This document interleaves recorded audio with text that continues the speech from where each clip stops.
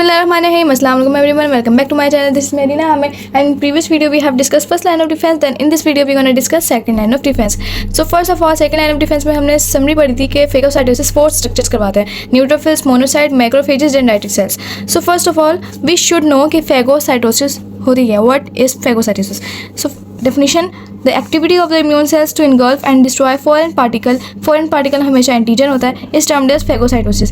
इस डेफिनेशन में ये कहना चाह रहे हैं कि इम्यून सेल जो हमारी बॉडी में होते हैं उनकी वो एक्टिविटी जो फॉरेन पार्टिकल जिसको हम एंटीजन कह रहे हैं उनको इनगल्फ कर ले या तो डिस्ट्रॉय कर दे, तो उस प्रोसेस को हम कहते हैं फेगोसाइटोसिस. सबसे पहले स्ट्रक्चर जो इस एक्टिविटी को परफॉर्म करते हैं that is neutrophil, and they are short living cells approximately about 6 hours. इनकी टाइमिंग होती है, ड्यूरेशन होती है लिविंग की. They are multi lobed nucleus containing cells. Multi lobe में कितने लोब्स हो सकते हैं इनके? 3 to 5 लोब्स, एंड न्यूक्लियस इनका नॉन स्फेरिकल होता है. They have specified receptors lipoprotein, glycoprotein and peptidoglycan. इनके पास स्पेसिफाइड रिसेप्टर्स होते हैं लिपोप्रोटीन के, ग्लाइकोप्रोटीन के अलग एंड पेप्टाइडोग्लाइकन के अलग. They trap them by these receptors and then phagocytise. मतलब ये जो रिसेप्टर्स होते हैं ना, यही हेल्प करते हैं कि सारे एंटीजन्स को ट्रैप करने में और उसके बाद उनको फेगोसाइटाइज मीन्स इनगल्फ या तो डिस्ट्रॉय करने में. दे constitute about 70% of the total WBC. ये बहुत इंपॉर्टेंट पॉइंट है कि कितने परसेंट ये पोर्शन रखता है? 70%. ये मैंने आप लोगों को ब्लड ह्यूमन सर्कुलेटरी सिस्टम के चैप्टर में भी कंपोनेंट्स ऑफ ब्लड में ये डिस्कस किया था कि न्यूट्रोफिल जो है 70% कैरी होता है. जस्ट लाइक ये डायग्राम में न्यूट्रोफिल्स की कि रिसेप्टर्स अलग होते हैं, पेप्टाइडोग्लाइकन के अलग होते हैं, लिपोप्रोटीन के अलग होते हैं एंड ग्लाइकोप्रोटीन के अलग होते हैं. और ये सब परफॉर्म क्या करवाते हैं? एंडोसाइटोसिस. और ये जो 3 हैं स्ट्रक्चर्स ये एक्सोसाइटोसिस परफॉर्म करवाते हैं. ये फेगोसोम्स होता है, ये न्यूक्लिक एसिड होता है, ये न्यूक्लियस एंड DNA. इस तरह हमारा पूरा प्रोसेस. और ये तो आपको पता है जो फ्लूइड होता है ये साइटोप्लाज्म होता है, और फेगोसोम्स ही फेगोसाइटोसिस करवाते हैं. Next monocytes. मोनोसाइट्स का फर्स्ट हमें बताना चाहिए लाइफ स्पैन कितना है? 2 to 5 डेज इनका लाइफ स्पैन होता है.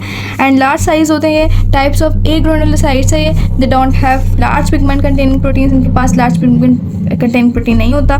दे contain 2 to 8% of the total WBC. कितने परसेंट होते हैं? 2 to 8%. They are of different types depending upon the activation. They are originate from myeloid stem cells. ये बहुत इंपॉर्टेंट पॉइंट है कि माइलॉइड स्टेम सेल से ओरिजिनेट है. देन मैक्रोफेजेस को बिग ईटर्स भी कहते हैं हम, एंड ये सिर्फ प्राइमरी लिम्फोइड ऑर्गन्स में होते हैं. Largest among all leukocytes. हमारे सारे ल्यूकोसाइट्स मीन्स सारे वाइट ब्लड सेल्स में सबसे बड़ा वाइट ब्लड सेल मैक्रोफेजेस होता है. They are derived from monocytes. Exactly ये जो है ना मोनोसाइट से ड्राइव होते हैं, and they are present in different forms. ये डिफरेंट फॉर्म में प्रेजेंट होता है. जैसे लाइक अगर लीवर में होंगे तो इनको कफर सेल कहा जाएगा, सेंट्रल नर्वस सिस्टम में होंगे तो माइक्रोग्लियल सेल्स कहा जाएगा, एल्वुलाई में होगा तो एल्वुलर सेल्स कहा जाएगा. अच्छा, इनके न्यूक्लियस की जो शेप होती है वो होती है horse shoe shape. They have specific receptors made up from glycoprotein that are responsible for the recognition of antigens. इनके पास ग्लाइकोप्रोटीन के रिसेप्टर्स होते हैं स्पेसिफिक जो रिकोगनिशन किसकी करते हैं? एंटीजेंस की रिकोगनाइज करने में हेल्प करते हैं. They are also called antigen presenting cells. इनको एंटीजन प्रेजेंटिंग सेल्स APCs क्यों कहा जाता है? क्योंकि इनका परफॉर्म क्या है, ये लोग क्या करते हैं रिसेप्टर्स में, ग्लाइकोप्रोटीन रिसेप्टर्स में क्या रिकोगनाइज करवाते हैं और फिर शो करवाते हैं. That's why antigen presenting cells कहते हैं इनको. They are also short living cells. ये भी शॉर्ट लिविंग सेल्स होते हैं. They move to lymphoid tissues and grow further then migrate to infectious sites. ये मूव करते हैं लिम्फोइड टिश्यूज में, देन ग्रो करते हैं, माइग्रेट कर देते हैं इन्फेक्शियस साइट में, क्योंकि इन्फेक्शियस साइट पे इनकी नीड होगी ना, फिर वहाँ जाके अपना परफॉर्मेंस प्ले करेंगे, फेगोसाइटोसिस करेंगे. डेंड्राइटिक सेल को हम डिस्पोजेबल WBC कहते हैं, और ये सिर्फ सेकेंडरी लिम्फोइड ऑर्गन्स में होता है. जो मैंने 3 लिम्फोइड टिश्यू प्रीवियस लेक्चर में डिस्कस किए थे उनमें होते हैं.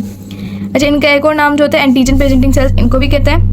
APCs इनको भी कहते हैं. क्यों कहते हैं? अब ये देखें. They are derived from specific macrophages. ये मैक्रोफेजेस से ड्राइव है. मैक्रोफेज मोनोसाइट से ड्राइव है, एंड डेंड्राइटिक सेल मैक्रोफेजेस से ड्राइव है. सो अभी हमने पढ़ा है कि मैक्रोफेजेस एंटीजन प्रेजेंटिंग सेल्स है. दैट्स व्हाई ये भी डेंड्राइटिक सेल APCs कहलाता है. Due to large cytoplasmic projections they are called dendritic cells. मतलब इनकी साइटोप्लाज्मिक प्रोजेक्शंस बहुत ज़्यादा होती हैं. दैट्स व्हाई इनको डेंड्राइटिक सेल्स कहते हैं. अब आपने पढ़ा हो न्यूरॉन में कि उसका भी इस तरह का स्ट्रक्चर होता है, डेंड्राइट्स होता है ना. सो इसलिए डेंड्राइटिक सेल्स में प्रोजेक्शंस होते हैं, इसलिए डेंड्राइटिक सेल्स इनको कहते हैं.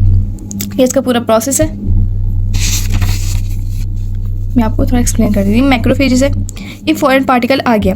अभी जो MSC मेजर हिस्टोकम्पैटिबिलिटी कॉम्प्लेक्स है ना, यहाँ शो हो जाएगा. MSC ये रिसेप्टर होता है, ठीक है. ये जो फॉरेन पार्टिकल एंटीजन है यहाँ इसको शो कर दिया. फिर सेल मेडिएटेड रिस्पॉन्स होगा. TA सेल्स मतलब हेल्पर T सेल्स काम करेंगे एंड TC सेल्स काम करेंगे. टी सेल CD8 के काम करते हैं TH CD4 के लिए।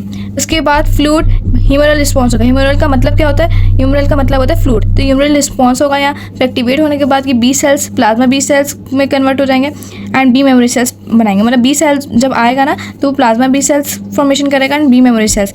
अच्छा, प्लाज्मा बी सेल्स क्या फॉर्मेशन करते हैं? एंटीबॉडीज फॉर्मेशन करते हैं and B memory cells infection memorize कर देता है और ये ब्लड में ही होता है। तो इस तरह हमारा पूरा प्रोसेस चलता रहता है। वैसे इतना इंपॉर्टेंट ये टॉपिक नहीं है ये वाला topic, but for the safe side मैं आपको डिस्कस कर रही हूँ।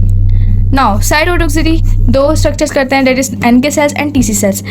अब इसकी एक्सप्लेनेशन बताऊँ तो when a person recognized with specific infection the process of cytotoxicity begins the acts on the virally infected cells and tumour cells. अब ये देखें, जब पर्सन रिकॉग्नाइज कर लेता है ना कि ये स्पेसिफिक इन्फेक्शन हो चुका है उसको, फिर साइटोटॉक्सिसिटी हमारी बॉडी के अंदर खुद ही स्टार्ट होना शुरू हो जाती है और ये वायरल इन्फेक्टेड सेल्स पे या ट्यूमर सेल्स पे एक्ट करते हैं ताकि उनको डिस्ट्रॉय कर सकते हैं। अच्छा, ये एक्टिविटी मैंने भी बताया NK सेल्स की वजह से and TC cell.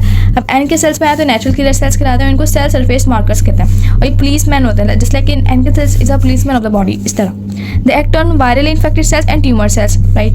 There are types of lymphoids that activate on a specific response. जब इनके पास स्पेसिफिक रिस्पॉन्स आएगा ना, जब ये एक्टिवेट होंगे।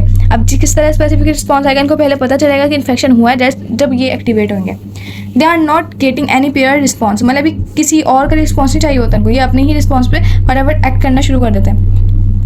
They have specialized receptors called major histocompatibility factor या complex कह सकते हैं, MHC होता है बेसिकली। MHC इनका रिसेप्टर होता है। They act like policemen of the body. When non-self response shared on MHC, they do cytotoxicity by perforin and granzyme on infected cell. मतलब जब नॉन सेल्फ रिस्पॉन्स इनके पास शेयर होता है ना MHC पे, MHC मैंने क्या बताया, MHC डिटेक्ट करता है, रिसेप्टर होता है और सामने जैसे एंटीजन शो कर देगा तो NK सेल्स आके साइटोटॉक्सिसिटी परफॉर्म करेंगे। किससे? परफॉरिन से और ग्रेनजाइम से, 2 एंजाइम है जिसकी हेल्प से वो साइटोटॉक्सिसिटी परफॉर्म करेंगे। दैन इन्फेक्टेड सेल्स पे करेंगे। TC cell activate by NK cell infection. जैसे ही NK सेल एक्टिवेट होगा उसी के बाद TC सेल एक्टिवेट होगा, याद रखिए। नाउ TC सेल्स जिसको हम क्या कहते हैं? Cytotoxic cells. अब जैसे मैंने क्या बताया, पहले NK सेल एक्टिवेट होगा देन हमारा TC सेल अपनी परफॉर्मेंस स्टार्ट करेगा। अच्छा, TC सेल्स को हम क्या कहते हैं? Serial killer. Cytotoxic cells are main classes of lymphocyte, they can be activated after NK cell। ये भी मैंने पॉइंट डिस्कस कर लिया। They have specific CD8 type of receptors that bind with NK cells and create a response by producing cytokines which pass on the signal to the other T lymphocytes। इनके पास specific CD8 type के receptors होते हैं जो NK cell से bind कर देते हैं और एक रिस्पॉन्स क्रिएट करते हैं। और रिस्पॉन्स किस तरह क्रिएट करते हैं? प्रोड्यूस करते हैं वो साइटोकाइंस को। अब साइटोकाइंस में कौन से? Interleukin I, interleukin 1, tumour necrosis factor alpha. ये इनके 2 साइटोकाइंस होते हैं जो प्रोड्यूस रिस्पॉन्स करने क्रिएट रिस्पॉन्स करने के लिए प्रोड्यूस होते हैं। Which on pass on the signal, फिर सिग्नल के पास ये जाएंगे, जहाँ इन्फेक्शन हो गई वहाँ जाएंगे और अपना सील क्लियर वाला काम प्रोसेस स्टार्ट कर देंगे। They activate other cell like dendritic cell, monocyte and macrophages after encountered with antigens और इन्फेक्टेड सेल्स। सबसे पहले यहाँ की क्या डिस्कस कर रहे हैं कि TC सेल्स जो कि साइटोटॉक्सिक T सेल्स होते हैं, सीरियल किलर होते हैं, ये सबसे पहले एक्टिवेट करेंगे अपना काम करने के बाद एंटीजन वगैरह को, इन्फेक्टेड सेल्स को इनकाउंटर करने के बाद ये डेंड्राइटिक सेल और मोनोसाइट के जो हमारे दूसरे स्ट्रक्चर्स हैं ना जो फेगोसाइटोसिस करते हैं उनको ये एक्टिवेट करवाएंगे। अब देखो इन्होंने तो इनकाउंटर वैसे ही कर चुका है, इसको डिस्ट्रॉय, इसको किल कर चुके हैं, बट इनगल्फ भी तो किसी ने करना है ना। तो फेगोसाइटोसिस मैंने क्या बताया, इनगल्फ करते हैं, तो इसलिए ये वाले स्ट्रक्चर्स फिर आएंगे, ये बाद में आएंगे। MHC1 present on all nucleated cells of the body, TC cells also bind with them। MHC present जो है ना, MHC1 एक MHC2 होता है, एक MHC1 होता है। MHC1 जो है प्रेजेंट होते हैं सारे न्यूक्लिएटेड सेल में और ये TC सेल जो है ना MHC1 से ही बाइंड होता है। कॉम्प्लीमेंट्री प्रोटीन्स जिसको हम एंटी माइक्रोबियल प्रोटीन्स भी कहते हैं, ये मोर देन 30 होते हैं और ये लीवर से प्रोड्यूस होता है। ये कीमो एट्रैक्टिन भी कहते हैं इनको। Complementary protein are produced by different immune cells which can be used as antibody antigen response. Complementary protein होता है ना, वो डिफरेंट इम्यून सेल से प्रोड्यूस होता है। अब वो किस तरह और ये यूज़ किस तरह होता है? एंटीबॉडी एंटीजन रिस्पॉन्स के दौरान जो है ना, ड्यूरेशन में, जब ड्यूरिंग ये फाइटिंग वगैरह चल रही होती है तो उसमें एंटीबॉडी एंटीजन रिस्पॉन्स क्रिएट करने के लिए ये यूज़ हुए थे। दे can be activated by multiple parts ways of the body.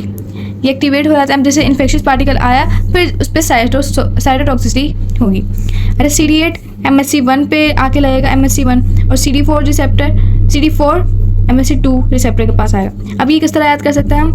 MHC1 देखें 1 छोटा है तो CD8 बड़ा है, इसके साथ 8 वाला आएगा। 2 बड़ा है तो इसके साथ छोटा वाला आएगा CD4। इस तरह आप मेमोराइज कर सकते हैं कि MHC1 के साथ हमेशा CD8 वाला आता है और MHC2 के साथ CD4 वाला आता है।